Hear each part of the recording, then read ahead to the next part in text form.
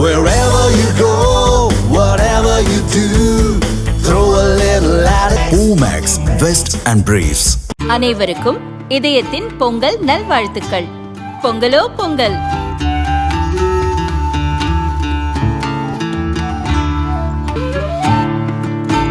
அனைவருக்கும் இதயம் மந்த்ராவின் பொங்கல் தின நல்வாழ்த்துக்கள். பொங்கலோ பொங்கல். வணக்கம். செய்தி சுருக்கம். அமைச்சர் துரைமுருகன் அட்மிட், நலம் விசாரித்த முதல்வர். தமிழக நீர்வளத்துறை அமைச்சரும் திமுக பொதுச் செயலருமான துரைமுருகன் காய்ச்சல் மற்றும் தொடர் இருமல் பாதிப்பு காரணமாக சென்னை கிரீன்ஸ் சாலையில் உள்ள அப்பல்லோ மருத்துவமனையில் நேற்று சிகிச்சைக்காக அனுமதிக்கப்பட்டார். முதல்வர் ஸ்டாலின் மருத்துவமனைக்கு சென்று துரைமுருகனை சந்தித்து நலம் விசாரித்தார். தற்போது மருத்துவர்கள் கண்காணிப்பில் துரைமுருகனுக்கு சிகிச்சை வழங்கப்பட்டு வருகிறது. 87 வயதாகும் அமைச்சர் துரைமுருகனுக்கு வயது மூப்பு காரணமாக அடிக்கடி உடல்நலக் குறைவு ஏற்பட்டு வருகிறது. கடந்த நவம்பர் மாதம் 20ஆம் தேதி உடல்நலக் குறைவு காரணமாக மருத்துவமனையில் அனுமதிக்கப்பட்ட அவர் சிகிச்சை முடிந்து வீடு திரும்பியது குறிப்பிடத்தக்கது. 30 லட்சியம் 25 நிச்சயம். பாரதிய ஜனதாவில் பாதிக்கு மேல் புதுமுகங்கள். வேட்பாளர் தேர்வில் அமித்ஷா வியூகம். தமிழக சட்டசபை தேர்தல் பாரதிய ஜனதா பொறுப்பாளராக நியமிக்கப்பட்டுள்ள மத்திய அமைச்சர் பியூஷ் கோயல், இணை பொறுப்பாளர்களான மத்திய இணை அமைச்சர்கள் அர்ஜுன் ராம் மேக்வால், முரளிதர் மாஹோல் ஆகியோர் கடந்த டிசம்பரில் சென்னை வந்தனர். பாரதிய ஜனதா தலைவர்கள் அதிமுக பொதுச் செயலர் பழனிசாமியை சந்தித்து பேசினர். அப்போது அமித்ஷா தரப்பில் தேர்தல் வியூகம் அமைக்கும் நிறுவனம் மத்திய உளவுத்துறை தேர்வு செய்த 50 தொகுதிகளின் பட்டியல் கொடுக்கப்பட்டது. வருவாய் மாவட்டம் மற்றும் லோக்சபா தொகுதிகளின் அடிப்படையில் குறைந்தபட்சம் 40 தொகுதிகளை பாரதிய ஜனதாவுக்கு அளிக்க வேண்டும் என கேட்டுக் கொள்ளப்பட்டது. அதற்கு அதிமுக 30 தொகுதிகளை தர சம்மதம் தெரிவித்துள்ளது. இதையடுத்து எந்தெந்த தொகுதிகளில் யார் யாரை வேட்பாளராக்குவது என்ற பட்டியல் தயாரிப்பு தொடர்பாக தமிழக பாரதிய ஜனதா மூத்த நிர்வாகி ஒருவர் டெல்லி சென்று அமித்ஷாவை சந்தித்து ஆலோசனை நடத்தியுள்ளார். அவர் ஆலோசனையின்படி வேட்பாளர் பட்டியல் தயார் செய்யப்பட உள்ளது. அதிமுக 30 அல்லது 35 தொகுதிகள் ஒதுக்கினால் அவற்றில் 25 தொகுதிகளாவது வெற்றி பெறும் வகையில் அமித்ஷா வியூகம் அமைத்துள்ளார். அதன் ஒரு பகுதியாக ஓட்டுச்சாவடி பொறுப்பாளர்களை 100% நியமித்த மாவட்ட பொறுப்பாளர்கள், தொகுதி மக்களிடம் செல்வாக்கு பெற்றவர்கள் போன்றோர் வேட்பாளர்களாக தேர்வு செய்யப்பட உள்ளனர். மாவட்ட பொறுப்பாளர்களுக்கு 80%, மாநில நிர்வாகிகளுக்கு 20% வேட்பாளர் பட்டியலில் வாய்ப்பு அளிக்கப்பட உள்ளது. மாவட்ட பொறுப்பாளர்களுக்கு 80%, மாநில நிர்வாகிகளுக்கு 20% வேட்பாளர் பட்டியலில் வாய்ப்பு அளிக்கப்பட உள்ளது.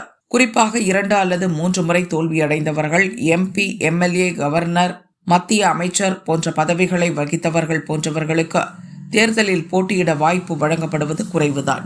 குற்ற பின்னணி உள்ளவர்களுக்கும் போட்டியிட வாய்ப்பு இல்லை.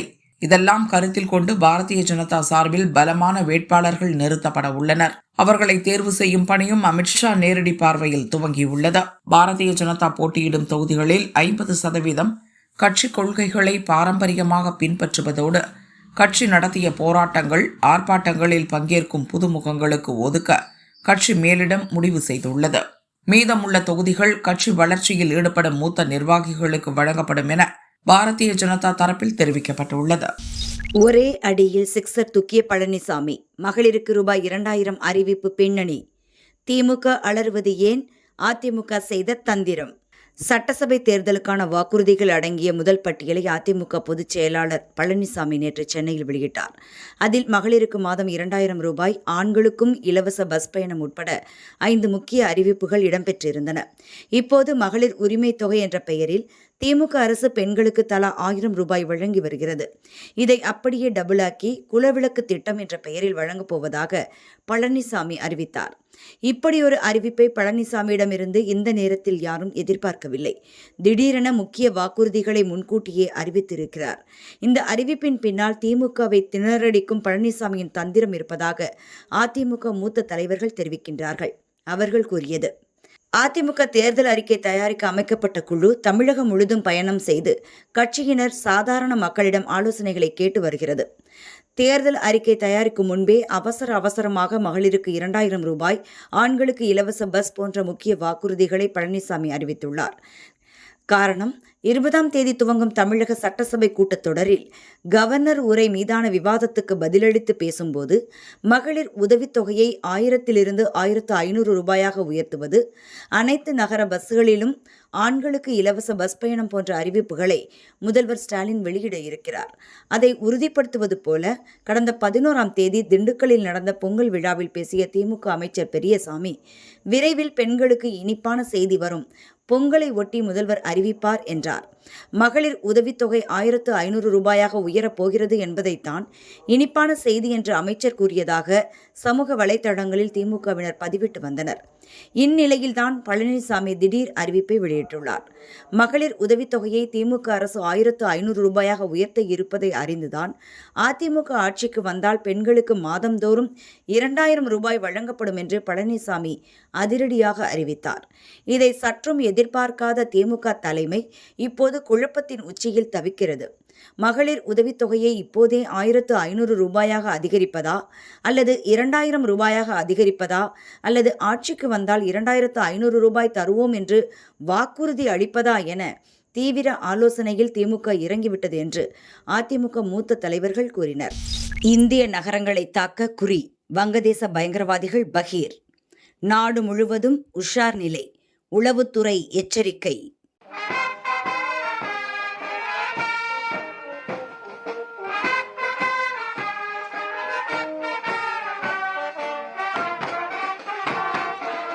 நாட்டின் 77வது குடியரசு தினத்தை கொண்டாடுவதற்கான ஏற்பாடுகளை மத்திய அரசு தடபுடலாக மேற்கொண்டு வருகிறது.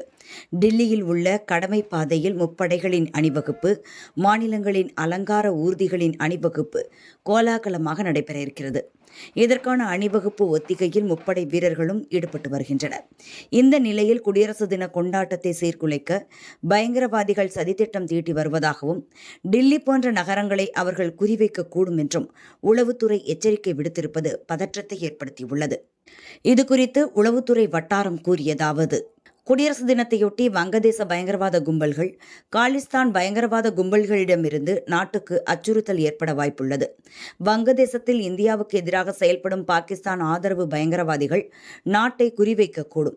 அதேபோல் வெளிநாட்டு மண்ணில் இருந்தபடி காலிஸ்தான் ஆதரவு பயங்கரவாதிகளும் குடியரசு தின கொண்டாட்டத்தை சீர்குலைக்க சதித்திட்டம் தீட்டி வருகின்றனர்.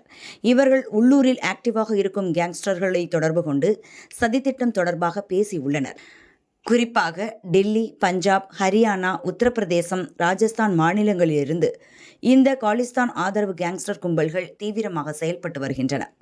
இவர்கள் நாட்டின் பாதுகாப்பை சீர்குலைக்கும் முயற்சியில் ஈடுபடக்கூடும் என்று உளவுத்துறை வட்டாரம் கூறியது.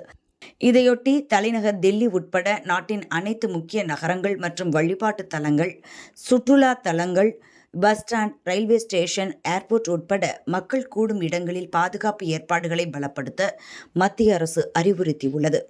பயங்கரவாத எச்சரிக்கையை தொடர்ந்து அனைத்து மாநிலங்களிலும் உஷார் நிலை பிறப்பிக்கப்பட்டுள்ளது.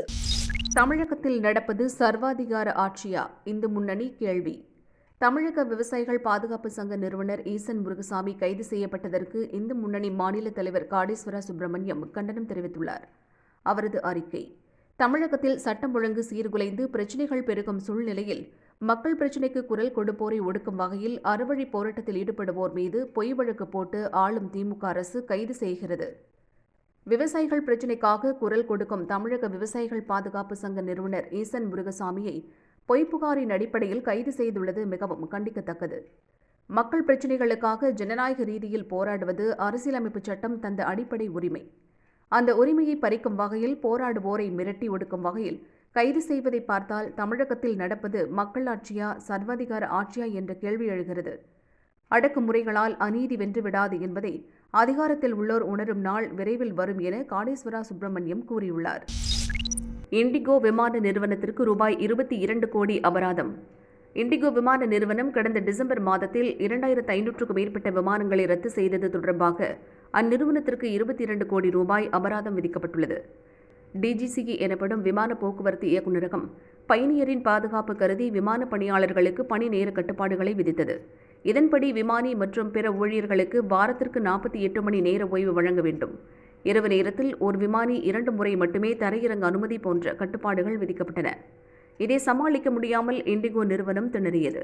கடந்த ஆண்டு டிசம்பர் 3 முதல் 5 வரை 2507 இண்டிகோ விமானங்கள் ரத்து செய்யப்பட்டன. 1800 விமானங்கள் தாமதமாகின. 3 லட்சம் பயணிகள் இதனால் பாதிக்கப்பட்டனர். டிஜிசிஏ விசாரணை நடத்த குழு அமைத்தது. அவர்கள் சமீபத்தில் தங்கள் அறிக்கையை சமர்ப்பித்தனர். அதன் அடிப்படையில் இண்டிகோ நிறுவனம் மீது டிஜிசிஏ கடும் நடவடிக்கை எடுத்துள்ளது. இண்டிகோவுக்கு மொத்தம் 22 கோடி ரூபாய் அபராதம் விதிக்கப்பட்டுள்ளது. டிஜிசிஏ விதிகளுக்கு ஏற்ப பைலட்டுகளுக்கு பணி ஒதுக்காததால் நாள் ஒன்றுக்கு 30 லட்சம் ரூபாய் என 68 நாட்களுக்கு 20.40 கோடி ரூபாய் அபராதம் விதிக்கப்பட்டுள்ளது. மேலும் நிர்வாக குளறுபடிக்கு 1.80 கோடி ரூபாய் அபராதம் விதிக்கப்பட்டுள்ளது. நீண்டகால சீர்திருத்தங்களை உறுதி செய்ய 50 கோடி ரூபாய் வங்கி உத்தரவாதம் வழங்க வேண்டும் என்றும் தெரிவித்துள்ளது. இந்தோனேசியாவில் விபத்துக்குள்ளான ரோந்து விமானம் 11 பேர் மரணம். இந்தோனேசியா மீன்வள அமைச்சகத்தின் ரோந்து விமானம் விபத்துக்குள்ளானதில் 11 பேர் பலியானார்கள். தெற்காசிய நாடான இந்தோனேசியாவின் மீன்வள அமைச்சகத்தின் ATR 42-500 என்ற ரோந்து விமானம் நேற்று மகாசார் விமான நிலையம் அருகே கடலில் ரோந்து பணியில் ஈடுபட்டிருந்தது. 8 ஊழியர்கள் 3 பயணிகள் என 11 பேர் பயணித்தனர். புறப்பட்ட சில மணி நேரத்தில் அந்த விமானம் கடல் பகுதியில் மிகவும் தாழ்வாக பறந்ததாக ரேடாரில் பதிவானது. அதன்பின் கட்டுப்பாட்டு அறையுடனான விமானத்தின் தொடர்பு துண்டிக்கப்பட்டது. இதையடுத்து அதை தேடும் பணியில் மீட்பு படையினர் ஈடுபட்டனர். இதற்கிடையே அருகில் உள்ள புலிசாரங் என்ற மலையின் உச்சியில் அந்த விமானத்தின் பாகங்கள் இருப்பது கண்டுபிடிக்கப்பட்டது. கடுமையான பனிமூட்டத்தால் இந்த விமானம் மலையில் மோதி விபத்துக்குள்ளாகி இருக்கலாம் என்று கூறப்படுகிறது. விமானத்தின் பாகங்கள் சிதறி கிடந்தது இதை உறுதி செய்வதாக அமைந்துள்ளது.